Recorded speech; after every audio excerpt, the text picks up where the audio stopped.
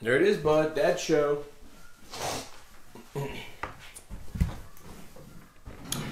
What's up, everybody? Good morning. Welcome to a Tuesday edition of Morning Scone.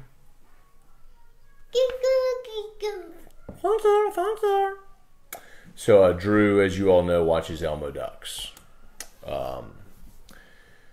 And at the beginning of the Elmo Ducks skit, Elmo says, it's like he's on stage and there's like, applause from off stage, and he says, thank you, everybody get together.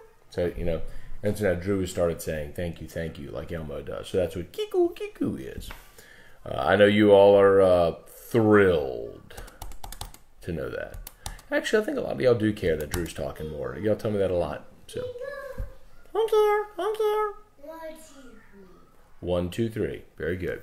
Will Cottrey, what's up, dude? Kirk Taylor, Adam Tower. Let's say some good moonings, everybody. Good mooning. Dustin Balello, good morning. Hey, Aunt Sharon, good morning. My Aunt Sharon is part of my Arkansas family. Always a fun week when LSU plays Arkansas. It's actually more fun in the around Memorial Day weekend, because we always have our Scone family reunion crawfish boil, and usually that's around the time of the SEC baseball tournament. So if Arkansas and LSU ever playing baseball, that's when it actually gets fun. It's a little more competitive than football, as Arkansas. Stephen Miller, what's up, dude? Everett Himmel, good morning. Mark Allen, good morning. Robert Boudreaux, Kerry Puston, what's up, everybody? Joshua and Matt, why haven't you gotten the Warrior on AFR? Talking about Vili Fehoko. Honestly, never asked. Not a bad idea. I think sometimes, honestly, that parents of players, especially players from outside of Louisiana, sometimes are the best interview, because it's I think very cool sometimes for people to hear how people from outside of here embrace the culture. People are new to it, especially when you've grown up in it your whole life. That's not a bad idea. Maybe I'll reach out to him. I know he's popped on here before a few times and watched Morning Scone, so I could probably reach out to him. We're presented by Boudreaux's Bloody Mary Mix, Margarita Mix, BoudreauxMix.com. Hi, bud. You want Elmo Ducks? What are you saying? Thank you. Everybody get together. Okay. Boom, boom, boom, boom. Okay, here we go. Thank you. What y'all thinking about Elmo voice? I think it's pretty good. Worked on that a long time. Thank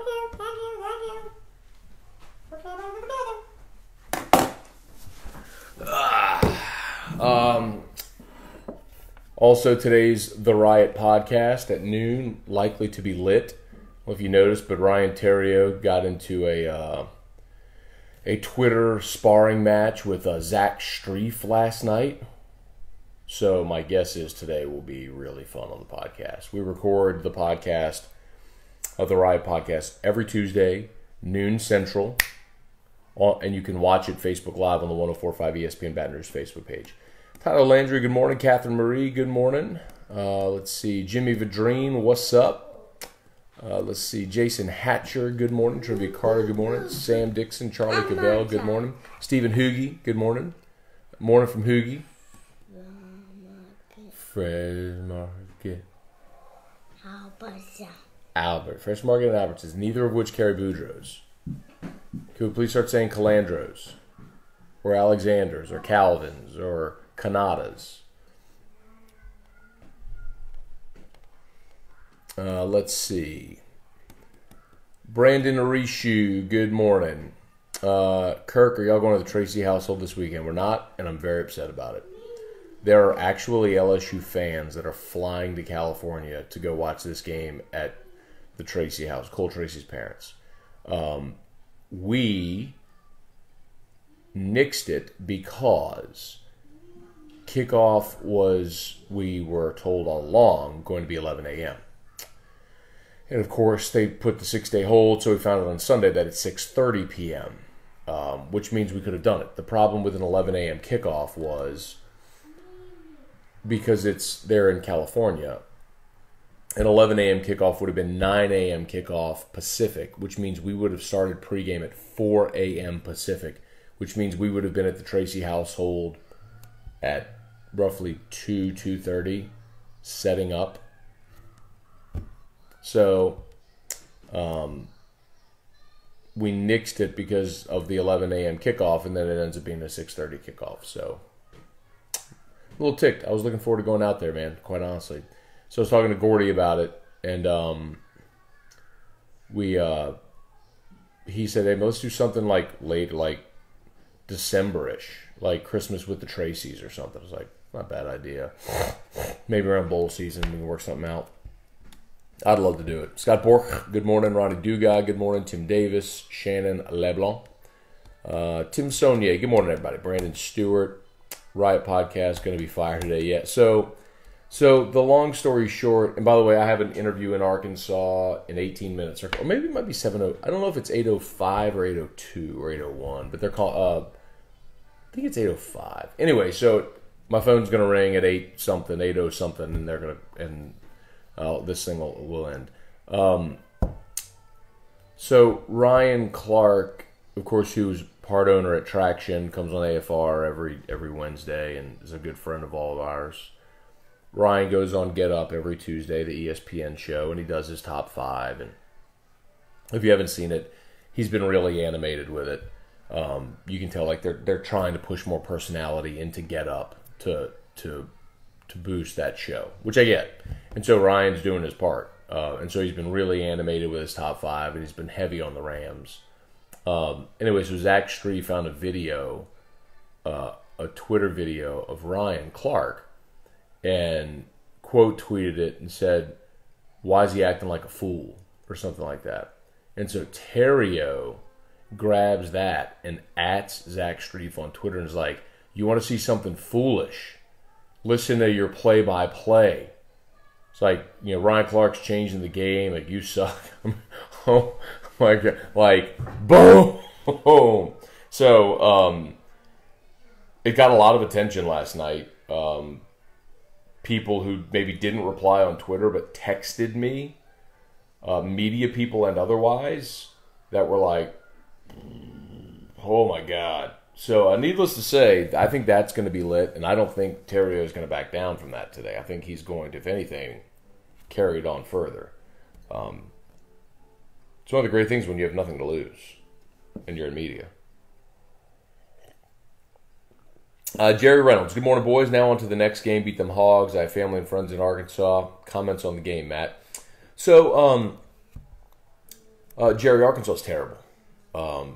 They blew a lead to Colorado State. They lost another game to a group of 5 school earlier this year. I can't remember who it was now, like Tulsa maybe. No, not Tulsa.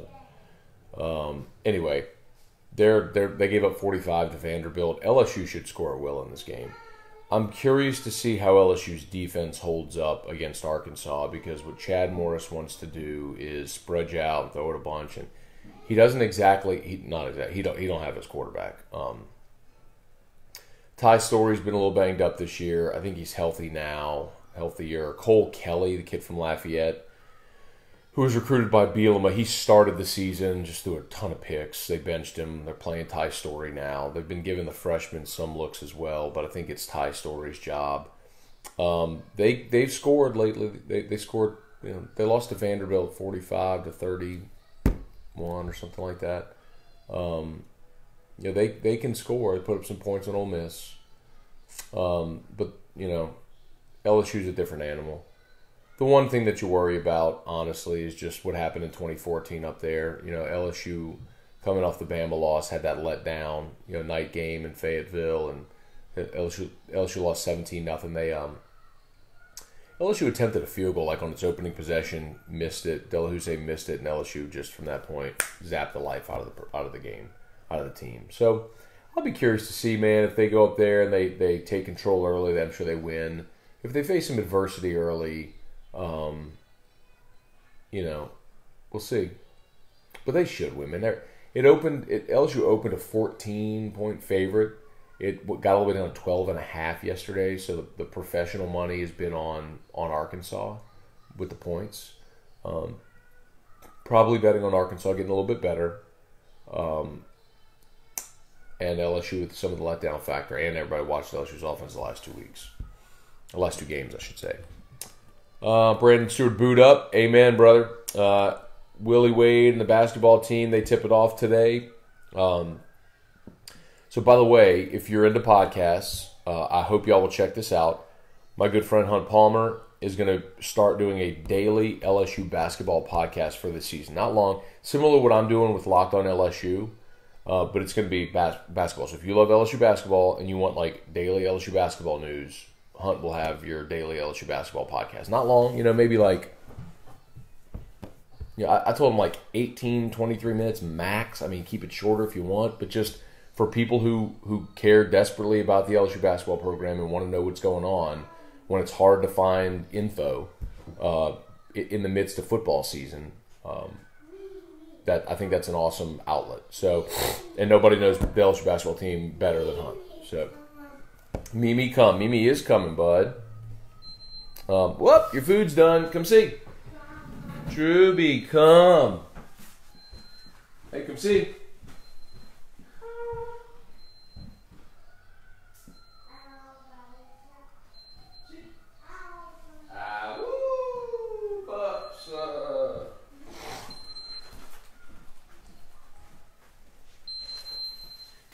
Shop. All right. Tim Johnson, what's up, man? Dustin Balello, let's see. Oh, are y'all still talking about my Elmo? Oh, the Elmo thing, yeah. I can do voices, oddly. Just because I talk so much. It's a good command of my vocal range. Yeah, so I can do an Elmo voice. Lance, he had O's pressure yesterday when he made the comment about LSU having the same talent as Bama. Why didn't you follow up asking what the problem is? Hi. What? Everybody get together. Hey, why are we fussing? We're not going to do that, are we? What do you want? Elmo Ducks. Elmo Ducks, okay. You want some of those? I know you're shocked by this revelation. I'm sure you are all shocked by the revelation that Drew wants Elmo Ducks. Oh, there's an ad on there. We're going to be patient. Thank you. Let's see. So, Lance, about following up, asking what the problem is. So, a couple things about the Ogeron press conference. First of all, the first thing out of his mouth is we got to coach him better. He said first, actually, thank the fans and say we got to coach better. 1, 2, 3. 1, 2, 3. And yesterday was a weird press conference, man. He was very shorter than fast, shorter than normal with his answers. There were a couple of times it was like, okay, is anybody going to ask a question? Ogeron even made a point one time like, hey, you're quiet today, guys. So, yesterday was a weird day. I don't remember the exact comment you're talking about. And I think he did address, he's like coaching. I mean, he said the first thing out of his mouth. He thanked the fans and he said 3 things. 1, I got to coach him better. 2, we got to recruit better, and or 2, we got to execute better, and 3, we got to recruit better. I mean, he said like all 3. So. Hey, what's up, James from Nashville? Brandon Brazel from Memphis. Good morning, Brian Myers. Lil C, what's up? Brian Leday, what's up? Ow, but sons, but go to Calandros or Alexander's and get some Boudreaux. Let's see, Steve Menard. Matt, what's the best place to hunt for Blantons? It's possible in Dallas. I haven't told you you find it in BR. Momo. So, good luck, man. I told y'all this story last week. I was about to go on air. and my cousin called me. And if there's anyone who loves whiskey more than me, it's my cousin. He said, hey, man, it's like $2.55. He's like, hey, man, I know you're about to go on air. I just want to let you know, the Albertsons on Burbank just got a case of Blanton's in, 6 bottles. Like, they're only letting me buy one. Said, you need to get over here after your show. I said, man, it's going to be gone by the time I get over there. Because it's literally like that. As soon as word gets out that it's there, it's gone.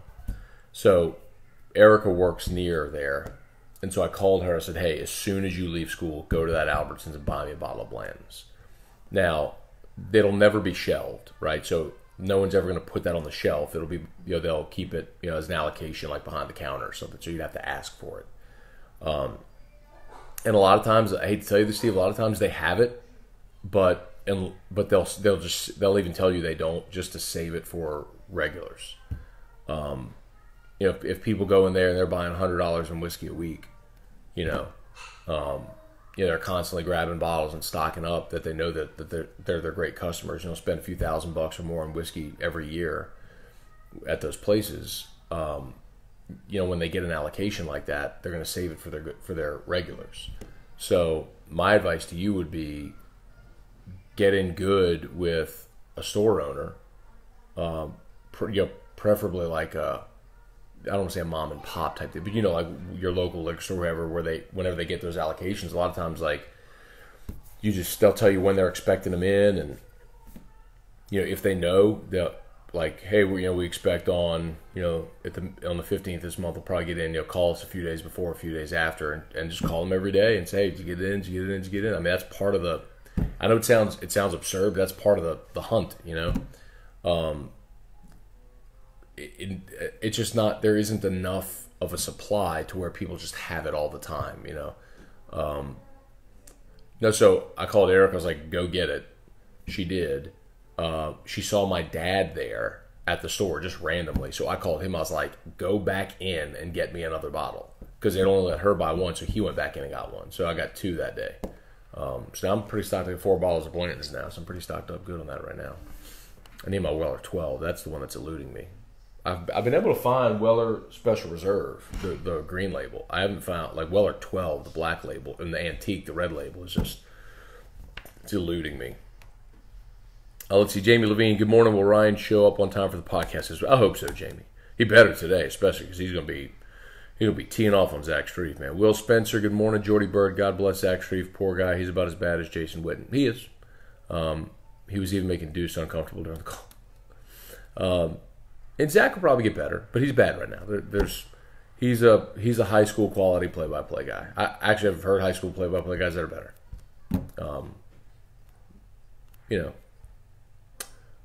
Maurice Coleman, good morning.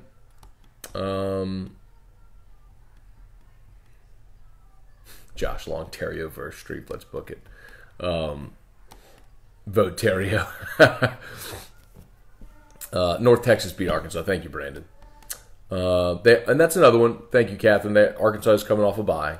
So Arkansas's got some things in its favor. They're just not very good. I mean, I've watched them play. Defensively, they're brutal. Chad Morris is trying to run his offense with guys that Bielema are recruited, and it just doesn't work. I mean, their best running back was Devil Whaley, and I think he got hurt before the season. He hasn't played all year. They're just not very good. LSU should have no problem winning that game. Should. Mark Allen just signed up for the email. Thank you, Mark. Yeah, if y'all haven't done it yet, Morning Scone daily email. Just go to morningscone.com. There's no pop-ups or anything, just a landing page. Just go type in your email address and you're registered. And then every day, 6 a.m. Central Time, you'll get the Morning Scone daily email. What's up, Dad? Good morning. Steven would love to see our wide receivers get more action and production from the quarterback early this game. I'd love to see it too. You got to protect. Coach O's got these boys up for this game after Bama losses the last 2 years. Shouldn't be different this year. I'd agree with you, Danny. Matt Boyles, good morning. Let's see. Mark Allen, what do you think about the Saints looking for Dez? That's a good question. I saw that last night. That is very likely nothing more than just keeping up-to-date scouting reports, which is very common in the NFL. teams will work out guys just to keep an up-to-date scouting report as a just-in-case.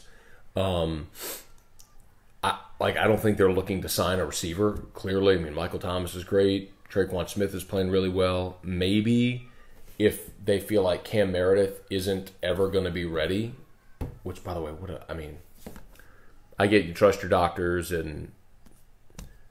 but guys coming off a brutal knee injury, you gave him a lot of money for a guy coming off an injury like that. Maybe that's what that's about. Anyway. And the thing that they'll say, same thing with Eli Apple, right? Where it was like, why would you bring in a guy who was a problem in the locker room? Sean Payton ain't gonna do it, man. He's just, and my feeling is with a guy like Dez, when you're late in your career, you're a veteran who's been as good as he has been throughout his career.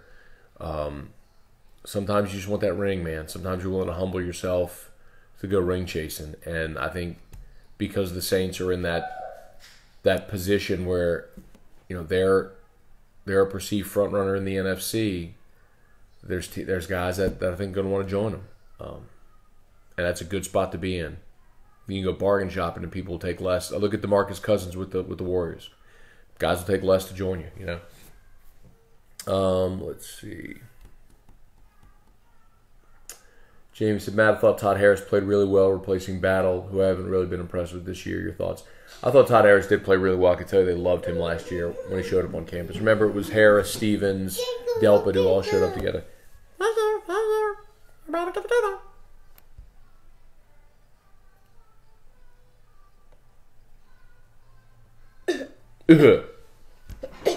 Hey, do you want to say hi to everybody this morning? Huh? You want to say hi? Drew, what are you watching? Elmo Duck. Elmo Ducks. Ow. Albertsons. What do you think, bud? Albertsons. Okay.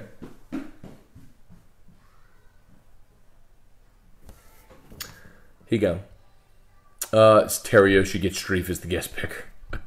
It's not bad. Anyway, Todd Harris. I did think he played really well. On Tua's run,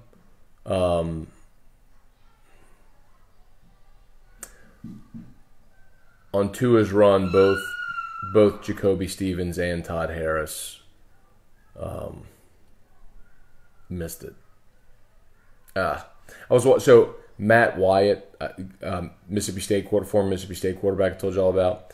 He does film study. I tweeted the link last night. Matt does an awesome job with his film study. And I went back and I made myself watch it last night. It was just so brutal. So brutal. Oh, God, brutal. Anyway. He did, yes. Thought Harris played well, considering. But a ways to go still. But yes, played well. Came up with a pick. Vashawn Jones, what's up, man? Wayne Ferguson, Eugene Coach. Good morning, Eugene. Let's see. How do I find that? I guess you mean, how do I find that? And is it every day? Oh, I guess it's probably the Hunt podcast. Peekaboo. Peekaboo. The Hunts podcast is going to be on 1045ESPN.com and on our podcast. So if you're on iTunes or however you listen to podcasts, if you search 1045ESPN.com, that's where you'll find AFR and OTB and Sports Today and Hester and Riot Podcast. So we'll find all of our stuff all under the 1045 ESPN umbrella on iTunes or Spreaker or Stitcher or Google Play, however you listen to podcasts. That's where Hunt's podcast will be as well. Or you can just go to 1045ESPN.com and it'll be there too. Let's see. Mark Allen, honestly, what do you think happens first? An overhaul of the offense or O getting fired? Ed's not getting fired. I'm going to fire the guy now. I'm just curious if it's hard to be reactionary. Like, let's say they win out. Okay, and I guess you have 3 games remaining, so let's see. It's hard to be, if they go 10-2 and go to a good bowl game, it's hard to be reactionary, right? Because you're going to look and say, well, look at our results. The flip side of it is, though, if you're really self-aware, I think you recognize, like, this offense will never beat Alabama. It's 8 in a row now. Like, you've got to do something different. And the problem isn't defense. The problem is offense. Like, you have to do something different. So I'll be interested to see, what would come of it. But sometimes it's a coach's foolish pride that those things go hand in hand. I mean, I gave you the example of Jerry DiNardo. Jerry DiNardo, the Lou Tepper thing was a disaster in '98. But Jerry DiNardo wouldn't fire him. And that ultimately was his undoing the next year. On the flip side, Les hired the co-DCs in '08 after Bo Pelini went to Nebraska. It was a disaster. He got rid of him after 1 year, brought in John Chavis, saved his job. We'll see. But the difference is Ensminger hasn't been a disaster. He's been really good at managing this offense with what he's got. The problem is it's just never going to be good enough to beat Alabama. So are you content? Like I said yesterday, are you content being 9-3, 10-2, going to good bowl games? Or do you want to be competing for a conference championship? Kevin, really good impression, Matt. Elmo impression. Sam said Matt's Elmo voice trumps T-Bob's English accent. Oh, that's easy. T-Bob's English accent is terrible. I've told him that. I'm like, why do you do that in an English accent? Just do it in your voice. You can put a little gravel in it, but yeah, his English accent's terrible. Oh, it's almost there. They're about to call me for this interview. Okay. By the way, yeah, I'm going on an Arkansas radio station. Like they're calling me 8:05, so the phone's going to ring any second now. They're going to call me for this interview. So, hey, Erica's watching. Good morning, Erica. Preston Soche, good morning. Kynan White, good morning.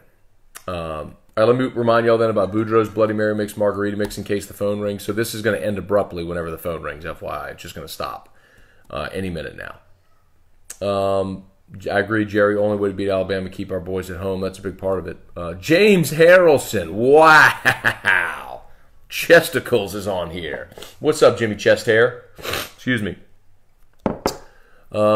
Stephen Miller question, if the team finishes 10-2. Now, that is a good point.